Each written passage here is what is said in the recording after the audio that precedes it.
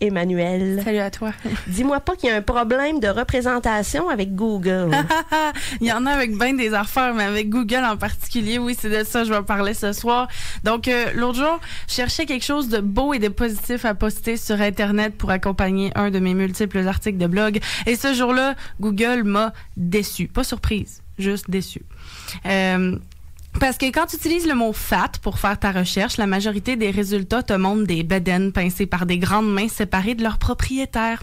Dans ces images-là, on met en évidence que l'humain derrière son poids n'est qu'un paquet de bourrelets à taponner et que c'est absolument tout ce qu'on voit lorsqu'on le regarde. L'éminence de sa présence n'est réduite qu'à son ventre. L'autre majeur des résultats nous montre des gens déjà minces qui veulent maigrir encore davantage. On le remarque aux fameux galons à mesurer jaune fluo autour de la taille et de leur visage en déconfiture qui nous annonce que cette personne ne pourra jamais se sentir bien dans sa peau. Bref, le moteur de recherche nous ferait comprendre que la grossophobie domine encore l'imaginaire collectif et donc que de perdre du poids compte beaucoup plus que de nous offrir des modèles sains et positifs auxquels s'attacher. Lorsque j'utilise le mot « fat », j'ai envie qu'on m'offre l'embarras du choix et non un autre tableau Pinterest de fausses motivations pour me rendre au gym. D'ailleurs, si on modifie un peu le registre de vocabulaire et qu'on utilise plutôt « curvy » en courbe en français, dans la barre de recherche, on est noyé par des images de stars porno, de lingerie et de femmes plantureuses. Je choisis bien mes mots ici parce qu'aucune d'elles n'a quoi que ce soit qui dépasse. C'est la courbe parfaite. On me donne droit aux gros seins, aux énormes fesses, mais à la taille de guêpe ou presque. On me signifie une énième fois que si je suis grosse, je ne peux l'être qu'en des endroits stratégiques. Le message que j'y lis entre les lignes, c'est qu'il n'y a qu'une seule manière de ne pas rentrer dans le moule. Ironique. D'un point de vue féministe, ça nous ramène au male gaze, donc au regard des hommes et leur amour de ces fameux attributs dont tout le monde parle. On m'invisibilise encore au profit d'une image formatée de c'est quoi une femme réellement attirante quand elle est pas mince. Elle doit inviter à la caresse d'une cuisse bien en chair, mais sans cellulite, s'il vous plaît.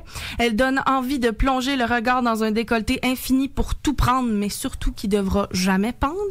Elle a l'obligation d'avoir des hanches assez larges pour enfanter 44 fois, mais elle ne doit surtout pas avoir de culotte de cheval. La femme qui a des formes doit travailler encore plus fort et les entretenir parce que la ligne est si mince entre fat et curvy. Ah. Une minute d'inattention et le tour de taille pourrait ne plus entrer dans cette silhouette de sablier qui fait saliver. Entre ces photos prévisibles et le climat actuel, j'y vois le reflet de ce que j'ai vécu si souvent dans ma vie. Être fat, grosse, ça a une connotation péjorative. Faut être curvy, en courbe, avoir des formes, être ronde, mais jamais, au grand jamais, grosse.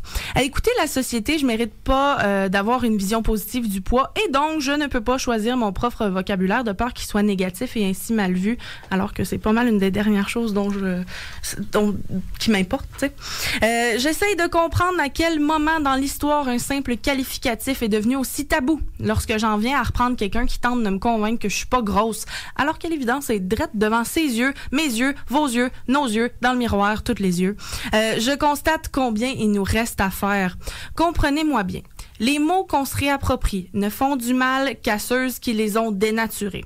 J'invite donc tout le monde à reprendre le pouvoir de ce qu'on représente, ainsi que la manière dont on l'exprime, quitte à choquer ou surprendre. Plus on prend la place qui nous revient, plus on est à même de se soutenir et offrir l'estime de soi en cadeau aux générations futures. Soyez fat, soyez gros, soyez en maudit et ne soyez jamais désolés. Merci beaucoup.